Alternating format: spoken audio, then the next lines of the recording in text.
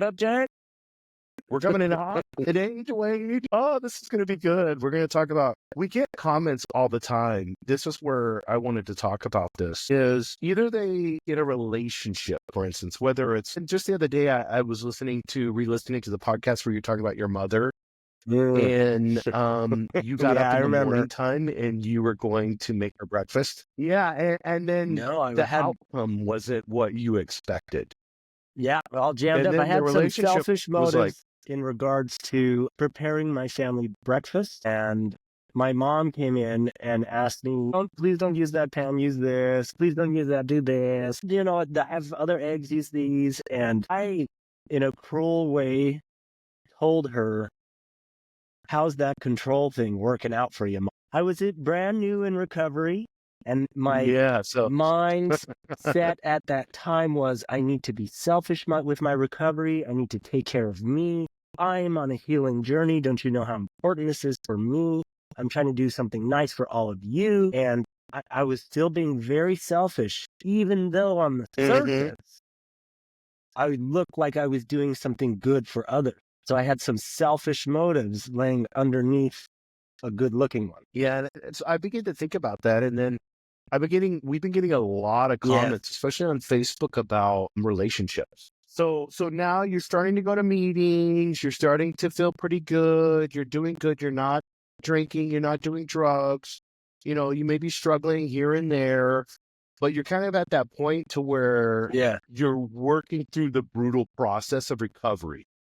And you've gone into the process of like unearthing the darkest parts of yourself.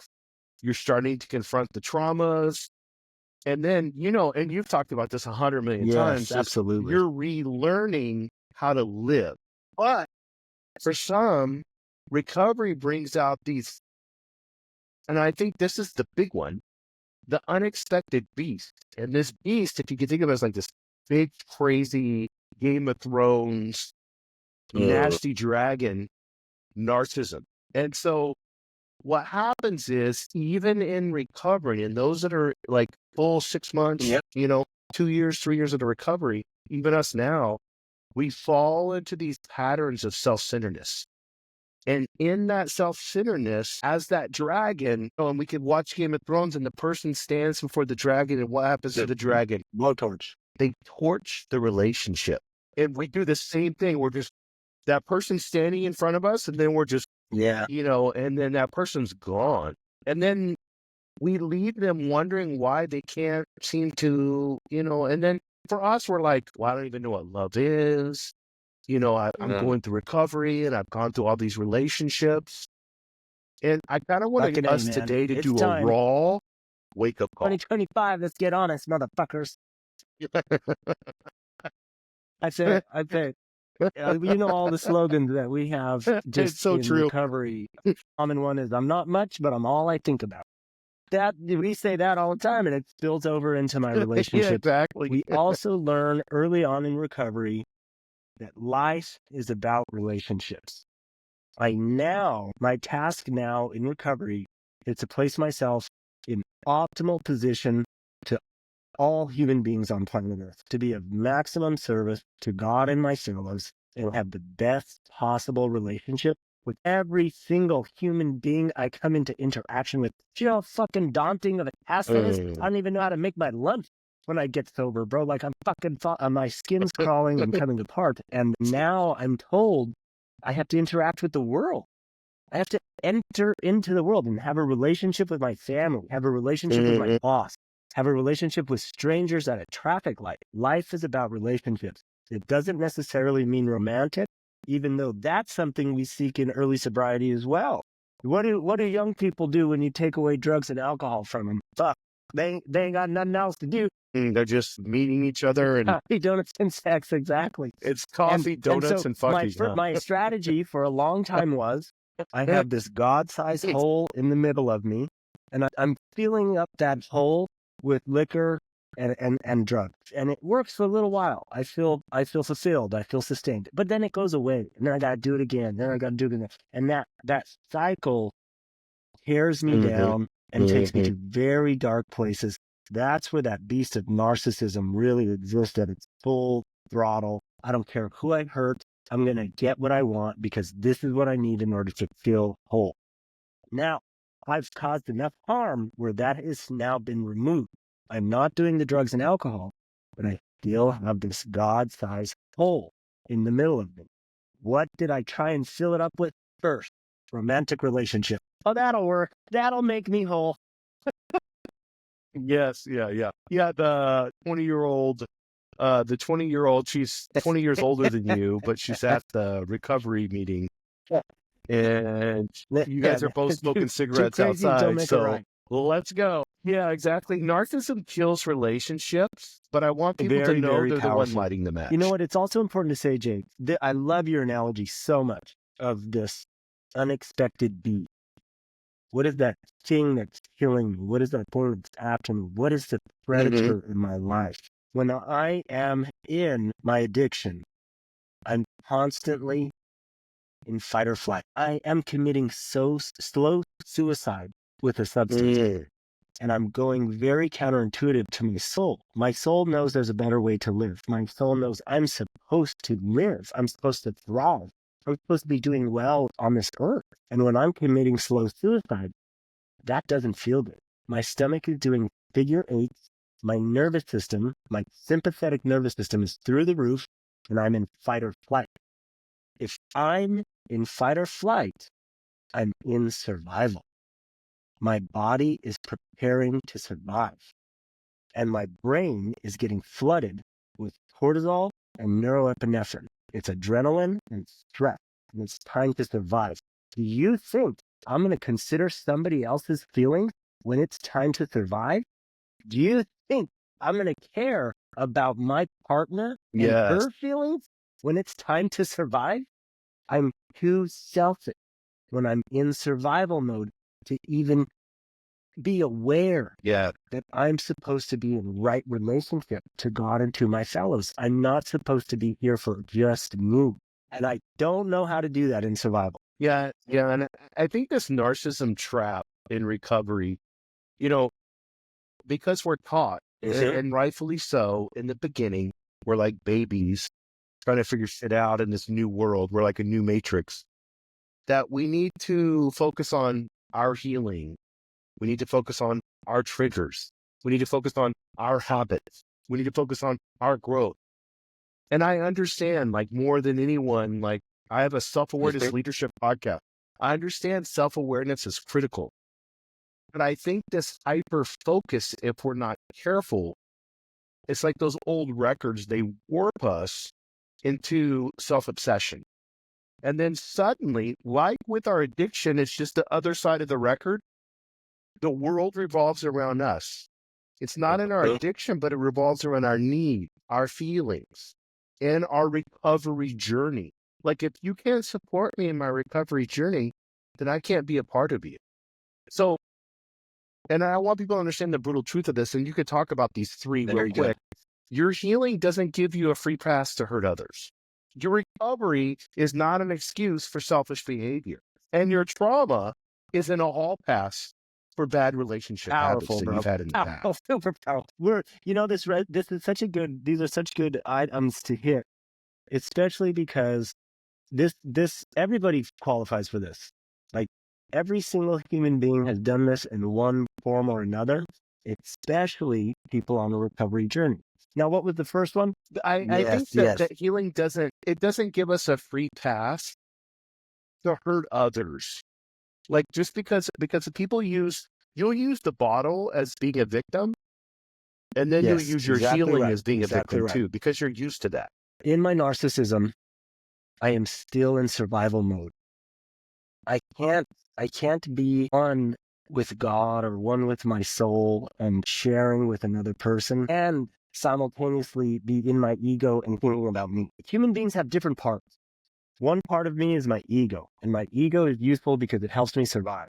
And I also have a soul, and my soul, my spirit, is useful because it helps me connect to the universe, to other individuals, and to my purpose for being here.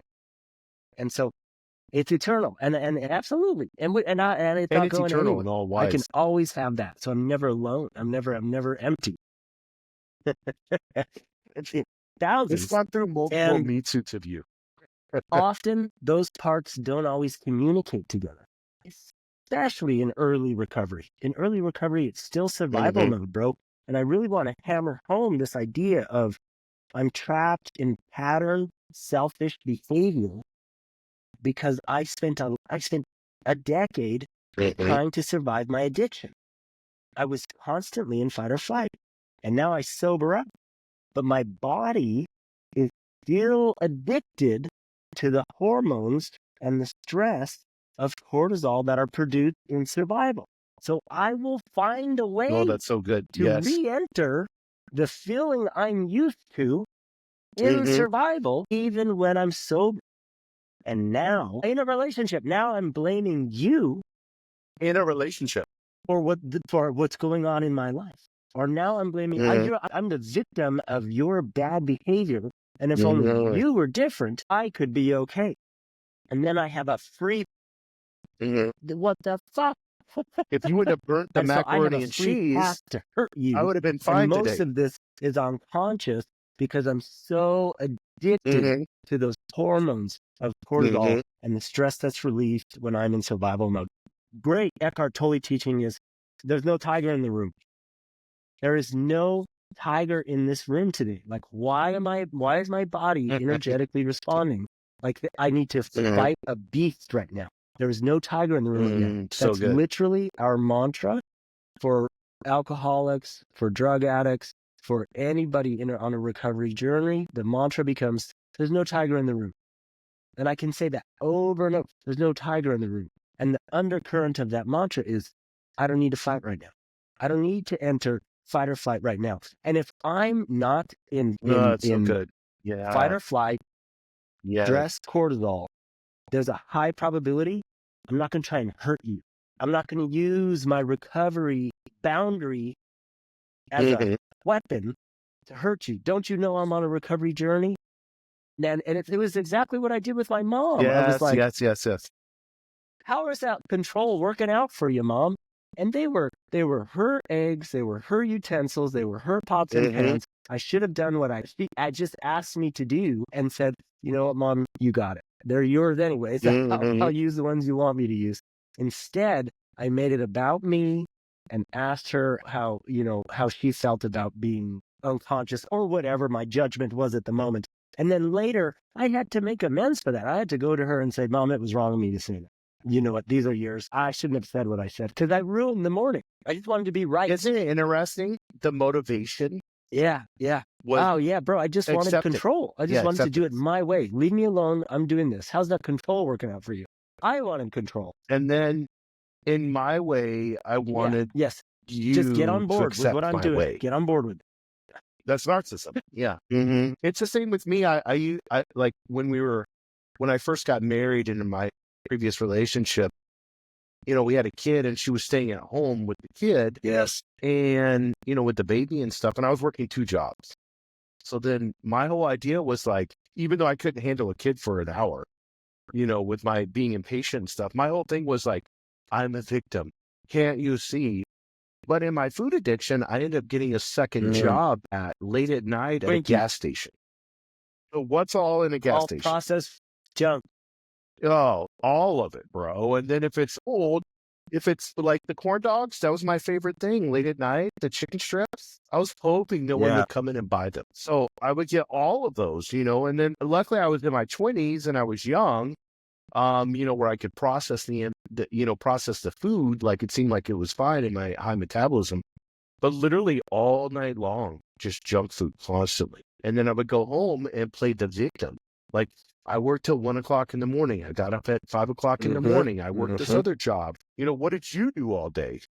Hanging out with a kid, not even recognizing the things that they did. And then like she went and got like to her mom's house and got extra food for us. And her dad had a garden and she had gotten food from the garden, so because I'm talking like we were living on like $1,200 a month.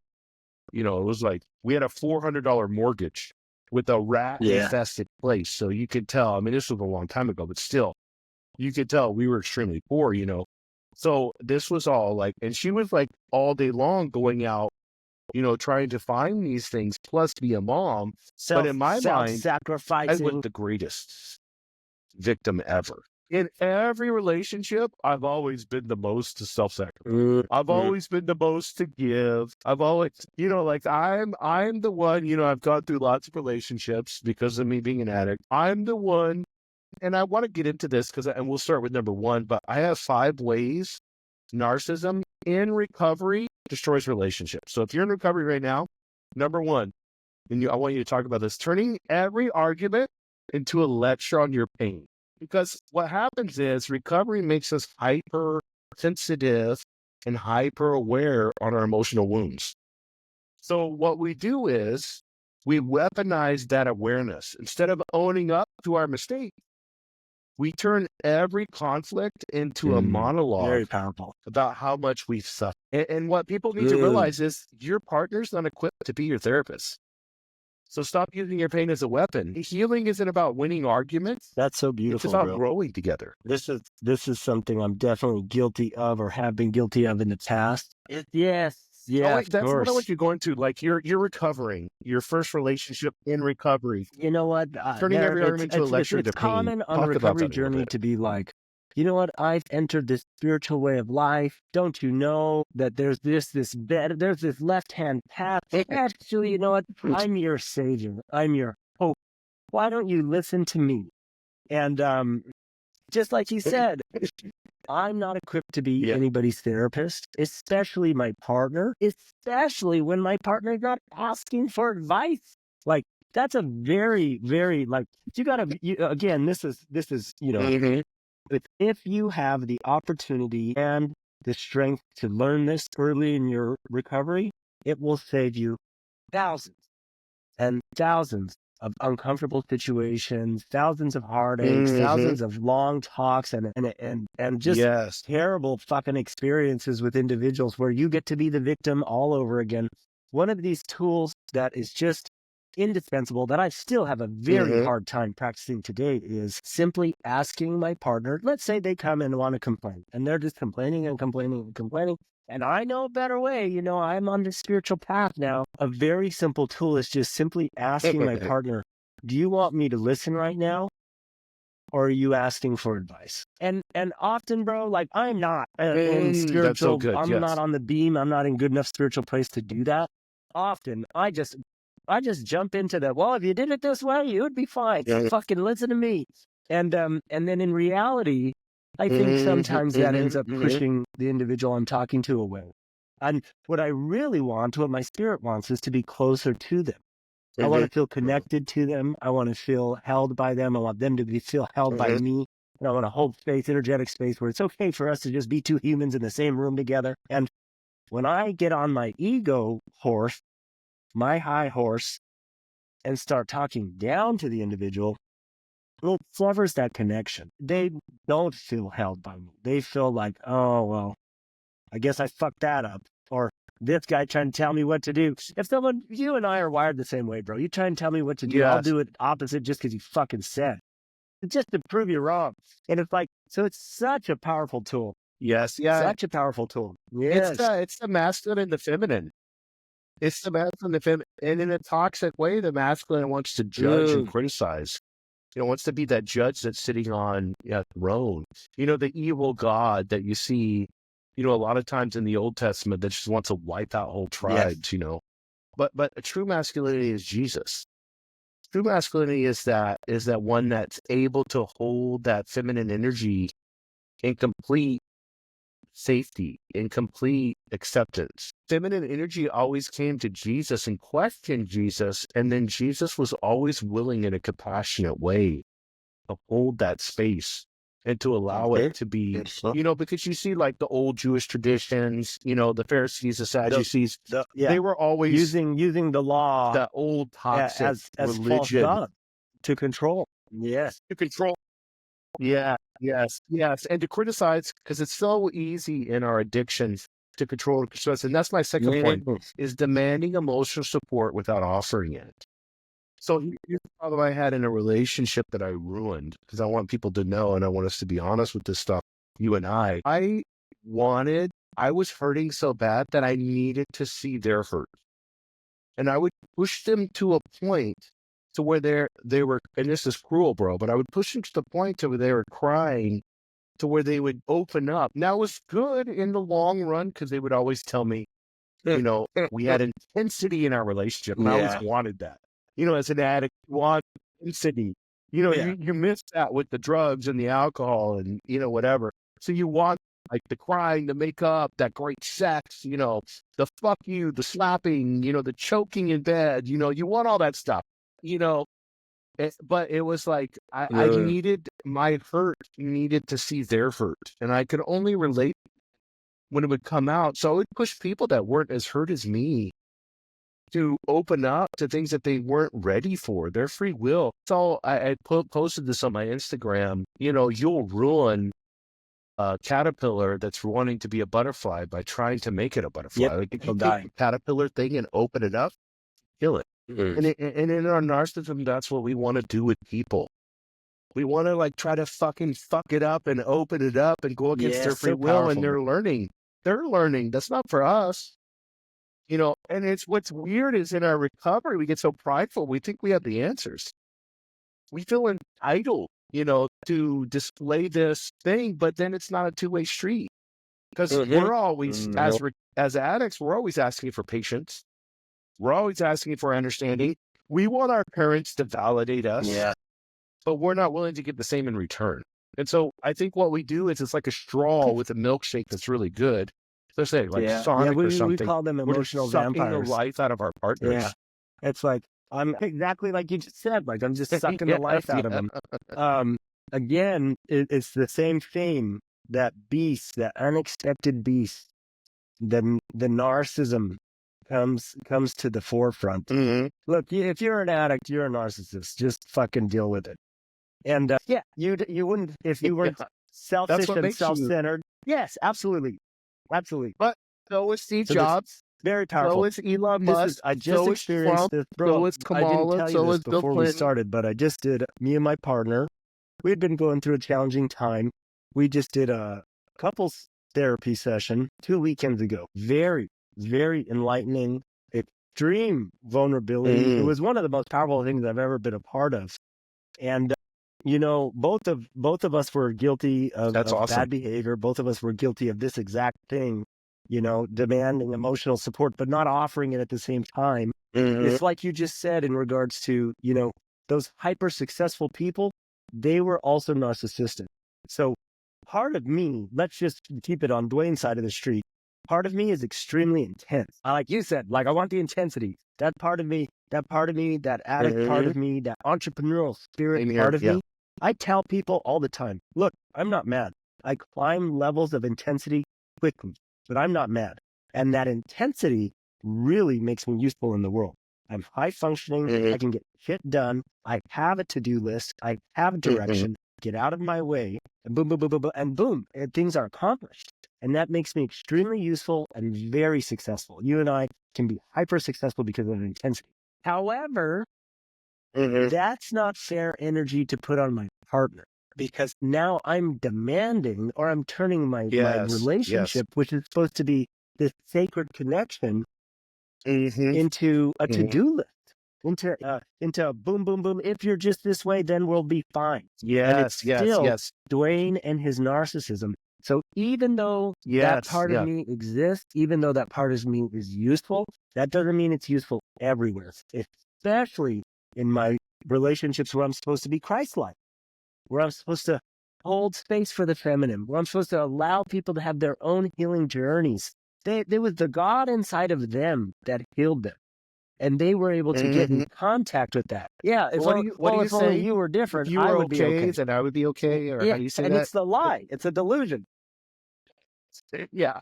This is an affirmation I've been running in my head on this one. So powerful. Am I giving as much as I'm in early recovery, which I want everyone to resonate. I hope it resonates with people on the podcast. Is am I bringing something to the table, or am I here to take? What am I bringing to the table? This table of life, this table of existence. You have a relationship with every single human being on planet Earth now. Do you know how much responsibility that is? Am I bringing to this table of life, or am I here to take from this table? What do you have for me?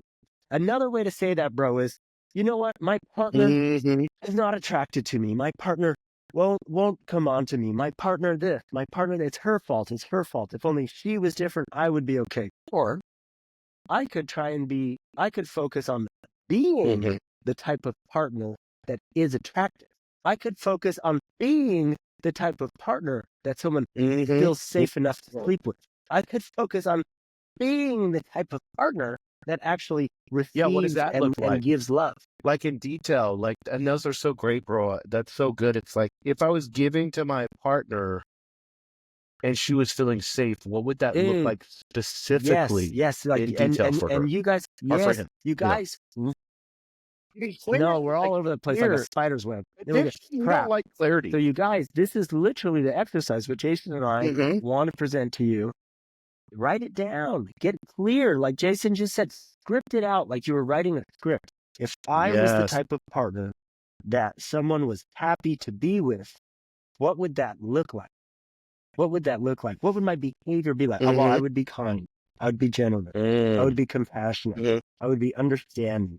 I would be spontaneous, exciting, funny. Write it down, script it. And then how would the partner receive me? Write it down, get specific. And then it's a wonderful, amazing tool that we possess as four-dimensional. When we start getting into the fourth dimension, is you can have what you want. You can literally bend space and time to invite this relationship into your life, or this type of person, this type of way of living into your life. You need to know what it is first. Get specific on what it is. Yes. Unique. It's like, what is it? Absolutely not. No. You ask people that, they don't know. 9 times out of 10, they don't know. The spirit in them knows every time. Yeah. But I will say God consciousness knows every time. Out of 10, yeah. Every time. And that's my next point is recovery material narcissism.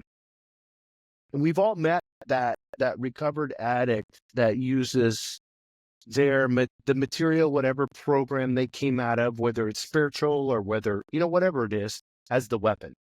They would quote the material. They know all the steps. They quote the Bible. They quote ancient wisdom, the Bhagavad Gita, the whatever it may be. And they prove they have to constantly, this is an addict, they have to constantly prove they're more evolved than their partner. They always feel that they're more evolved than their partner. And addicts will always, it is so weird. We have so much fucked up shit in our life, but we feel like we're always better than our partner. The ego, where does that come from? The ego is the part of me that wants to compete. The ego is the part of me that compares. And the ego is the part of me that deals with levels. Well, they're a little spiritual. I'm way more spiritual than that motherfucker. Yes. So it's another way to say it is just my ego has snuck into my spirituality. Isn't that funny? Oh, they're kind of spiritual, but I know way more than they know. I never know. And again, I'm not allowing they don't people know to have their own healing journey. We talked about the last time, bro, was what's the story? What's the story? So human beings' brains perceive the world story first, object second. This is like new cognitive science that is coming out. For a long time, cognitive scientists always thought we perceive the world object first, story second. That's not really how we see reality. I don't see this and say red cylinder piece of tin that I can drink out of. That's not what my brain says. My brain says, this is a bubble water. It's flavorful. It's not as good as normal water for me, but I know I'll drink it because it tastes good, and I enjoy having them.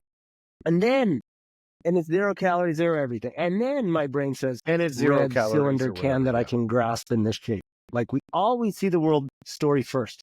So if that is the fact, the question that arises is, what's the fucking story? What's the story that I'm using to see reality? If I am still coming from my narcissism, one story is power or control. If you just did it my way, things would go okay. If you just behave the way I need you to behave, things would be okay. So that's a story. Another story is yes. Or hedonism. I can get I can sleep with whoever I want. Actually, I can even change my gender and then just be, it's a peripheral of freedom. And I have so much freedom. I can do whatever I want. I can sleep with whoever I want. I can be with whoever I want. And that's Yeah, it's like keenan. two-spirit or whatever they That's call it. another form Yeah. of narcissism, because I'm still just interested in taking care of me. And then the third, or another story, the third response, or the call that arises from those two selfish stories would be exactly what we've been talking about. Christ's story, a story of love, a story of acceptance, a story of I'm the embodiment of the laws, and I've come to fulfill them on earth. Can I look at okay, so there's a homeless person on the street. Does my brain say, fuck that motherfucker? He should have a job. My tax dollars I'm paying for him to be able to blah, blah, blah. Power, power, power. Or I could look at the same individual and say, that's one of God's kids. And he's on his own healing journey. Everyone's on their own awakening journey, and he's just at where he's at on his. And or on the whether street. you're going through your spiritual journey in a house. Yes, you're still on a spiritual or journey. not in a house. What's the story? How am I looking at reality? And then, obviously, we're pulling back the layers here. How am I looking at my partner? Am I looking at my partner with the story of power? I need to be right. They need to bend to my will. I know more about this than she does, so she better fucking listen. Or am I looking at my partner with the story of love, with the story of compassion, with the story of, thank God I have someone to share this fucking miserable existence with. Actually, it's less miserable because now I'm with somebody. I'm grateful for them. So that's a different story. How am I looking at them? How do I want to see the world? Yeah, I love that, bro. And it's the same exact. So what you're talking about, like when you're looking at that homeless person or whatever, I call it spiritual wokeism.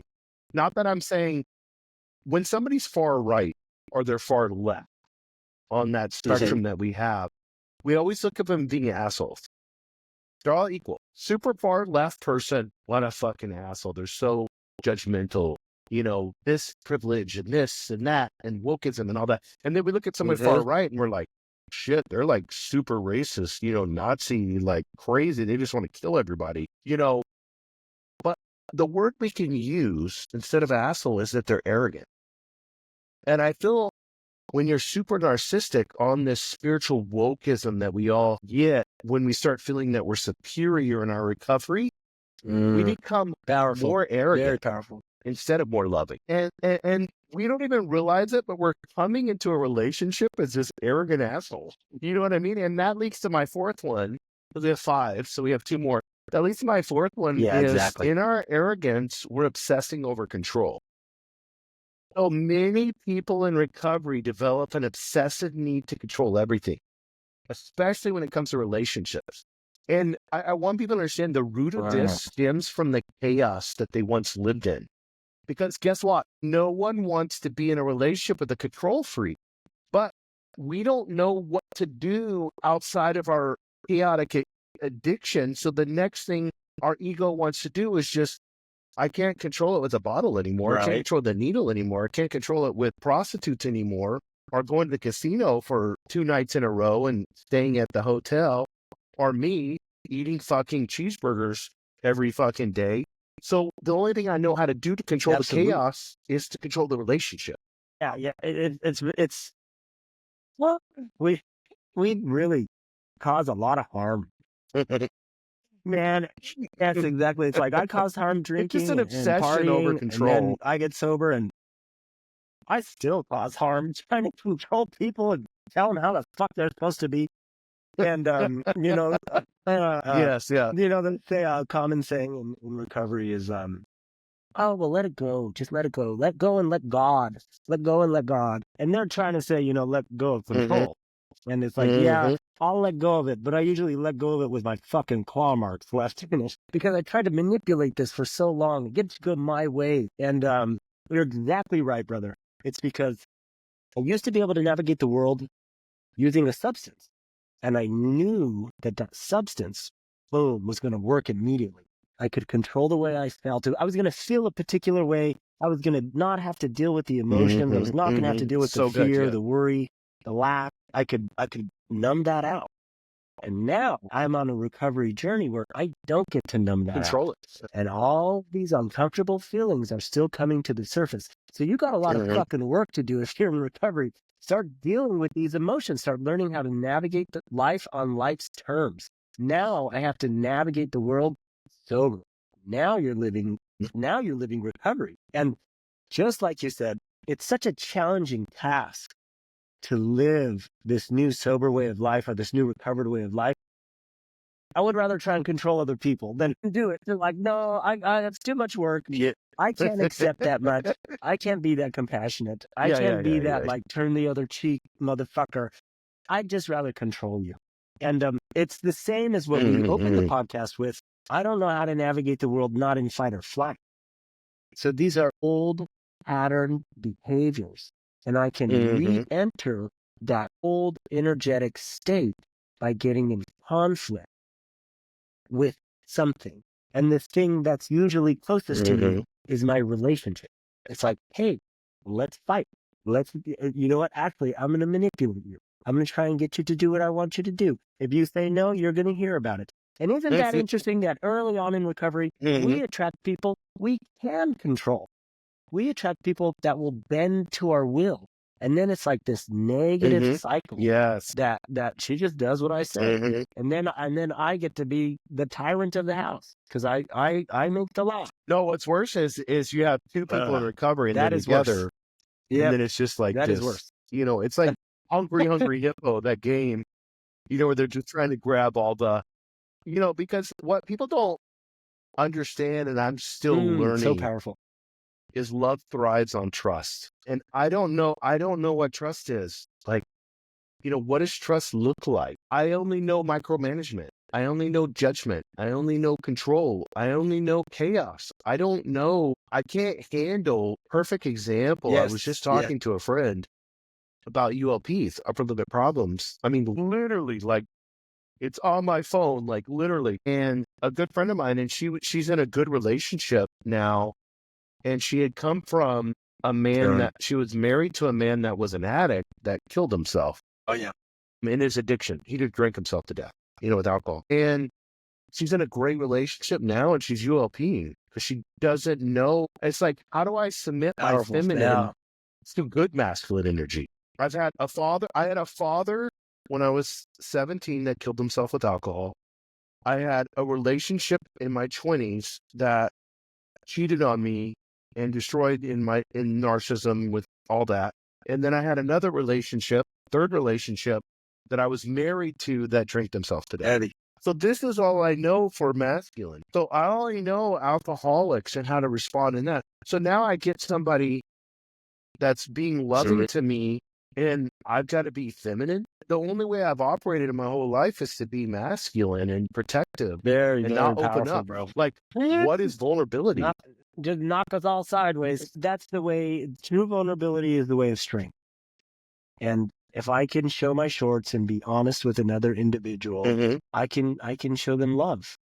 I can show them kindness. And that part of me that can be vulnerable is probably the part of me that's going to attract the right type of partner. Do you think that your partner wants you to be a perfect, or do you think your partner wants your vulnerability? Person that she could walk a path with, that we could be on the same path together. You know, another prompt for us in regards to the story you just told. That's a powerful story about the lady. You know, our prompt in recovery, if you're on this podcast with us, is, do you want to be defined by your past, or do you want to be defined by your future? Because I'd rather hear the story of your future rather than the story of your past. And you could flip it a little bit and, you know, same vein. Are you the victim of your past? Are you the creator of your future? And that's the prompt. I want to wake up with that in my head every day. Every single day I get on the bike, I start doing my meditations, my prayer meditation. And I say, are you the victim of your past, or the creator of your future?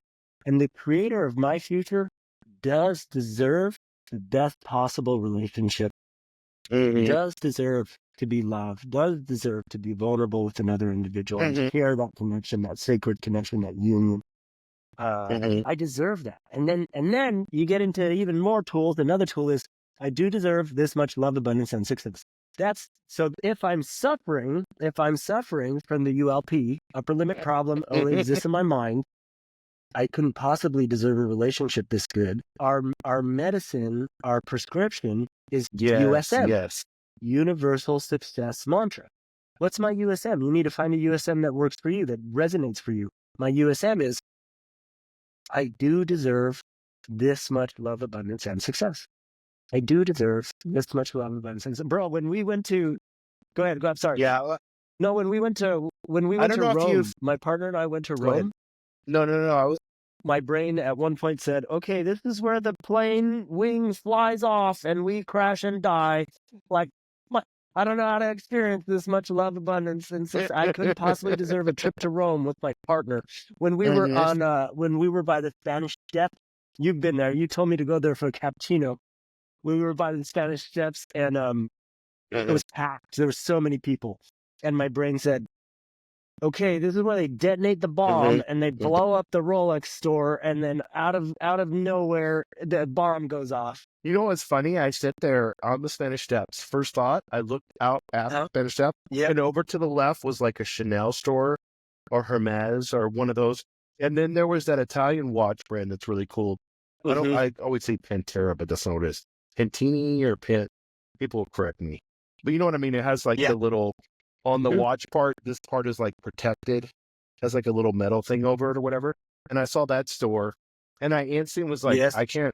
I'm sitting on the steps with the love of my life, and I'm instantly thinking, right, we can't afford to go to those stores. Incredible foundational city, and my brain is saying, well, that's where they detonate the bomb. That's where we're going to blow up right there because it's the target. I'm the one that they're targeting. I'm sure the terrorists are trying to get me. You know what it was so of God, bro. The minute I thought that, Leah, my partner, she looked at me and she goes, oh my God. And over to the left side of the steps is a museum of this writer that she had known that I had no idea, that had lived there in this little corner building. And you go up these little stairs and there's like books that she had written. And then the lady that wrote Frankenstein, you know, that book, then we've gotten like Frankenstein. It was like Mary something, I forgot her name.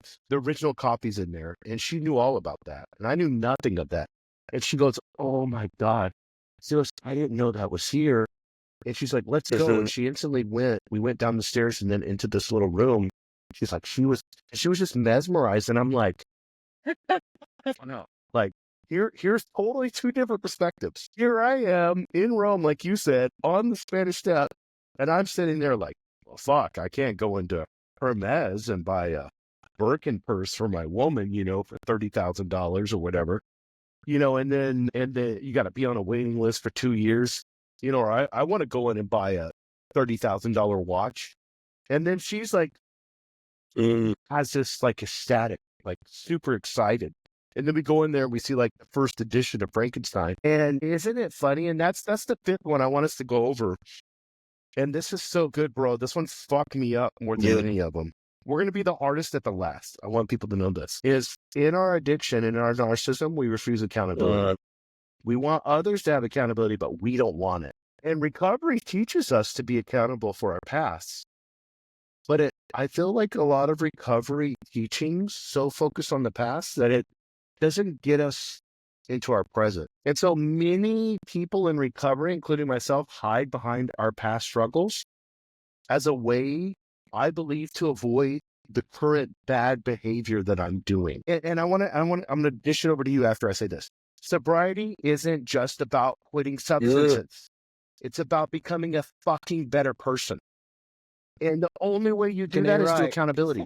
It's non-negotiable. Recovery short form is grow the fuck up and take responsibility for your life. Let's say I'm in my narcissism. Let's say that beast has risen to the surface and I'm very interested in just getting what I want when I want it. That sounds just like an addict to me. Let's say that is also a form of psychopathy. So let's say I'm interested in using my relationship to get what I want.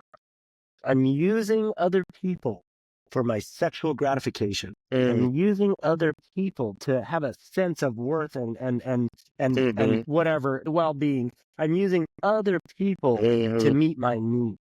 And let's say, yes, I want my and to kids glorify to be me. perfect and tell me how great a Let's father I say, am. so let's say I'm practicing my narcissism. Let's say it's a form of psychopathy. Let's say I'm practicing using my relationship in order to feel okay. In order to, if she bends to my will, then I'm okay. Well, let's say I practice that 100 times. What does that make me? That makes me a psychopath. Psychopath constantly sacrifice the future for the present moment. I need instant gratification now. That's how the bottle works. The bottle works right now. I'm going to sacrifice, but I know I That's so have work good. tomorrow. Yes. Fuck it. Doesn't matter. I need to get drunk now. Psychopath always sacrifice the future for the present moment. And what you're called to do now on your own recovery journey is start sacrificing for the future. No, I'm going to sacrifice the present moment. I'm going to sacrifice that instant gratification to benefit future Duane later. We got to flip the script on it, Jay. We got to go complete 180. We got to go complete 180. Everybody's guilty I've of done this. that so many Every times. single addict is Bro. guilty of this. Oh, dude. I've let, this is psychopathic behavior. Dude, I lit a relationship on fire because I thought this girl was talking to other dudes on text. And so I literally flicked everything on fire that night when we had an argument. I didn't care about the future of our relationship. I cared about exactly me being the same right thing, brother. in exactly that the same moment. Thing. So now, if I'm That's all I cared about. committed to That's my what it recovery is. journey, that also looks like taking accountability, not only for my past, not only for my present, but definitely for my future. Like I want to have the best possible future. I want to have the best, most enjoyable, most loving, most connected future possible. What does that look like? That looks like accountability. That looks like vulnerability. That looks like not burning it all to a crisp in this moment because I want it to last for 50 years. That's what I told my partner the other day. I said, hey, I need you to know I'm committing 50 years. I'm in it for at least 50 years. We're in our mid to late 30s. You know what I mean? Like we're going to do that. And I said, I understand that it unfolds. That's easy, yeah. Nothing is worse than an 80-year-old frat boy. Let me tell you that. By the time that 40-year-old frat boy gets pretty sick. Maybe with all the advances in medicine, who knows? Your sexual rock hard selection at 80 is gonna be way less than just your one committed monogamous relationship. Yeah. Let's also re-enter the discussion on the great grandmas. hedonism. So let's say I'm willing to sacrifice one committed, trustworthy relationship for the multitude. I want to sleep with everybody. I want to have as many sexual partners as possible. I'm just in it to meet my needs. That's a sacrifice. I'm sacrificing a trustworthy environment. I'm sacrificing love to meet my selfish needs. Or let's say I'm going to, you know what? Narcissistic. No, I'm going to sacrifice the multitude. I'm saying no to every single other woman. And I'm going to commit to a monogamous, heterosexual, trustworthy relationship where I feel safe, connected, and can produce because I don't have to worry about the multitude. I don't have to play the game. As far as human beings have gone, bro, that's the best strategy we have. There are other strategies, and you're going to sacrifice either way.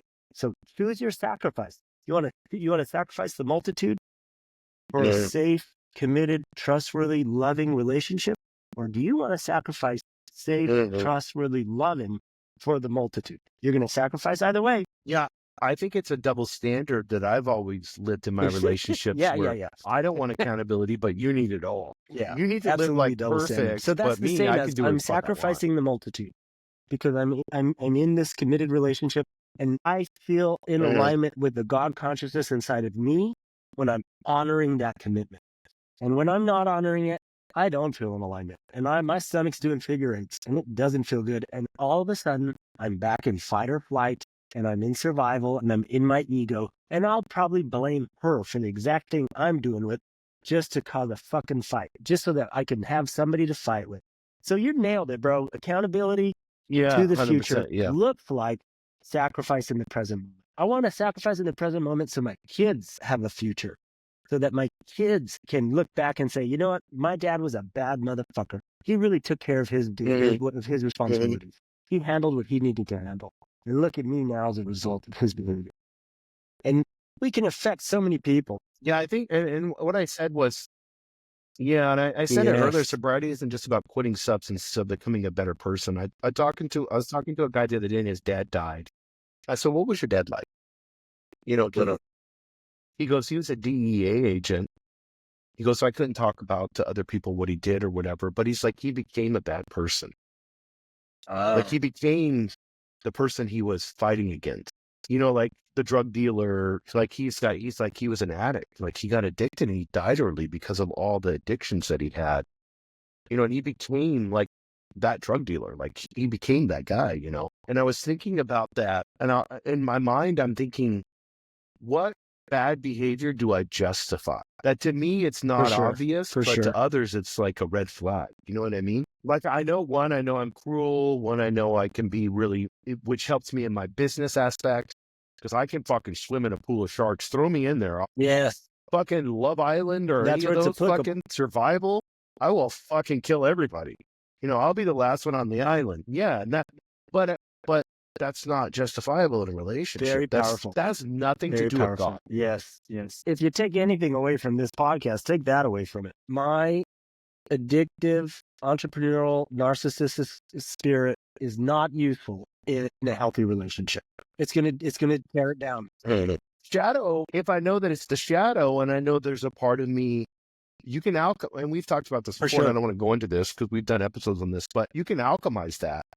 Like, and then you could be a badass entrepreneur. You could be an Elon Musk, you know, a Steve Jobs or whoever you want and run a company. Cause that's what I believe a lot of addicts, I believe that 1% of, or how many percentage of addicts are absolutely in the world. You don't get Elon Musk without being obsessed with something. I didn't think we turn it into a bottle. No, he's obsessed with, dude, he works 7 days a week. 100 hours a week. Like he talks about it all the time. You can't run. One CEO can't even handle one company. He's running like 8 or 10 and tweeting all the time, you know, on X and hanging out with the president. So it's like, you know, the list goes on and on. Like what you're saying is you're shining light on your own bad behavior. This is the beautiful part. But if we can alchemize it, we have so much fucking potential as addicts. We really do. We can accomplish anything. Yeah. Like we can, but that's why we get put in leadership roles. That's why we create businesses. That's why we expand. We want to do it in the correct direction. That energy was always misdirected when I was seeking the addiction. But now in recovery, it can be redirected. Why not redirect it in my relationships? Why not be, you know, fuck, man, some of the bad behavior that I participate in is the same. It's like controlling, tyrant of the house. If things are just in the place I want it to be, and we have 3 fucking kids, things are never in the same place. And you know, inviting. So the expansion tool, the recovery tool, is invite God into that process. Invite spirit into my bad behavior. Say, God, shine your light on my control. Yes. God, shine your light on my ego. God, shine your light on my desire to have things go my way. Or sometimes the best I can do is, God, I need some fucking help right now. Like, this is not working out for me. God, I need some help right now. And that my grip starts to loosen a little bit. And, you know, if it loosens enough, I can breathe. Yeah, that's what I was at the gym the other day, and I was thinking about you and the inspiration, because I was like, I said, I was at 40 minutes and I wanted to cut it quits. Like, you know, but I was being lazy, like cutting it. I was like, I didn't know. Like, I'm good. I just got a sickness. I saw a cough. You know, I kept doing all those excuses. And I said, Duane did his hour today. He did 45 minutes to an hour today. I guarantee you he did. You know, and I think that's something that you need, and where recovery is so important, with having a group of people around you. You know, where you can look to somebody else that's been there, done it, that's maybe above you. Like on physical fitness, you're way above me. So I can look to you as like a mentor. Like I can be like, I know Duane worked out today. 6 days a week, fucking Duane works out. Like, I know he did his 45 minutes to an hour, and here I am trying to make an excuse, you know, when I drank beer the night before, and I'm trying to make an excuse of, you know, I did 30 minutes of cardio, and then I thought I could do, you know, 30 minutes of weights, and I'm good, you know. But at the end of the day, I know you did cardio in the morning, and you did So then it was like, look, it's that standard that needs to happen in our lives. And we can't be afraid of that. We can't be afraid of the Bible and the rules and the regulations. We can't be afraid of the Constitution. We can't be afraid of the Bhagavad Gita and the stories that are in these ancient wisdoms. I know we're narcissistic, but I also know we're entrepreneurial, but we need like bowling, bro. We need the bumpers on the guardrails. And that's what you do, like in my physical fitness with me, and that's what the Bible does with other people. And you're talking about Jordan Peterson in the Gospels. We need those bumpers. There was one of the gospel analogies they just gave was in accordance with what you just said, and it was like Jesus represents the highest ideal possible. So emulate this, follow this path, be Christ-like, be like this man. Yes. And then simultaneously, he also represents, but we know you're going to fail. We know you're going to deviate from the path. And guess what? Those are the people he's here to help. He would eat with the sinners. He would eat with the tax collectors and the prostitutes. And the Pharisees was getting mad at him. And he said, would you take medicine to a healthy person? It's like, no, we need exactly like you said, we need the wisdom. We need to take advantage of the teachings that are around us. We need to take advantage of the help that's available. That's why we do this podcast, like if I'm King Duane, I'm pretty fucking alone, I'll tell you that much. And when I can humble myself and ask for help or try and learn something new or try and implement a new practice, try and implement a new strategy, you've helped me tremendously in those ways as well, bro, especially with loosening my grip in relationship, loosening my grip with the desire of control. You helped me tremendously. Like, you can do whatever she wants, but I'm like, no, she can't. Yeah, it's funny. My partner's been gone all week in Mexico with her friend. And you know what text I get? Literally. This is so funny. When you let go and you relax, here's today. She was talking about, like, I need you. You're stuck with me. Of course. Like I don't want to talk too personal because she has like friends there, but I can't wait to get back to you. That's what you want. Need each other. Here's one right here. She wouldn't mind me saying this. Here's one right here. Since I've been here, I can't stop thinking about how grateful I am for you and our life together, and how much I love who you are as a person. We really are so exactly right for each other. And then she was talking about a Karen that was there that was just fucking running her mouth, She has to stop talking. I'm trying to pray. Just my prayer is, please, God, don't let me kill a bitch. But she's at 80-degree weather in Mexico with one of her good friends. And it's great. It's great. It allowed me, and this is something that I learned a long time ago in a podcast I learned from a lady. Her and her husband were like polygamous, and then they were all this crazy shit. They were spiritual, and then he wanted to have her with other girls, and then at the end they became monogamous. They like worked it all out. And she goes, and this was so beautiful, like she said, and they do spiritual teaching and couples teaching and stuff. And she goes, monogamy allowed me to be entrepreneurial because I don't have to, if I really am good in the relationship, I don't have to worry about the relationship. So it gives me much more freedom to focus on what I want to accomplish. And if my partner's supporning me and hearing me on, it's the elimination of unnecessary complexity.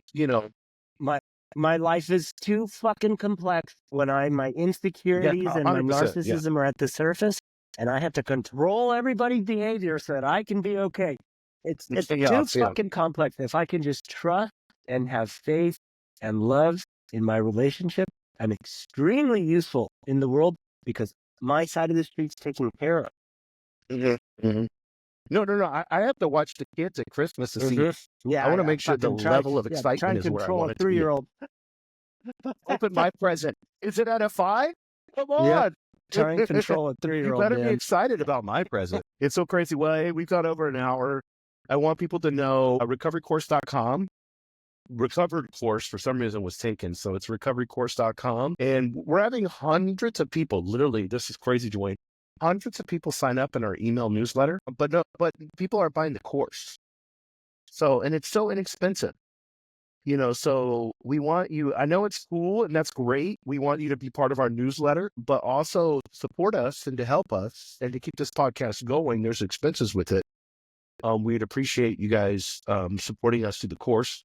$20 a month. It's not that big of a deal for just a few months, So we encourage people to do that. We got a ton of people that are giving comments and they're talking about how awesome we are and everything's going and how we've helped them. And they haven't, they've gone, a month because they listened to bro, we had somebody the other day that said they've got a month without drugs. Man, that's wild. Because when they get the urge, they listen to our podcast. Guys, I used to drop every time they get the urge, they're just listening to us. Fucking week on cocaine.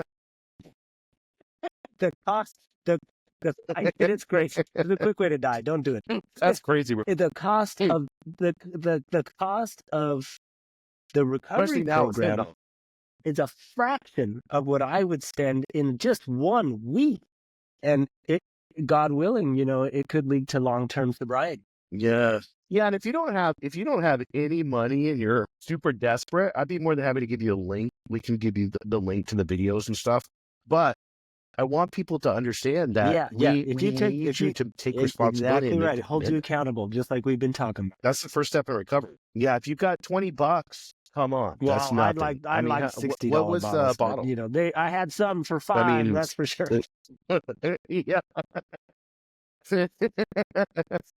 I talked to a guy the other day. He's like, he was an addict, and I was talking to him, and he's like, "Yeah, I got so." He kept working his way up with whiskey, the more expensive, but he drank it every night, and then he became an addict.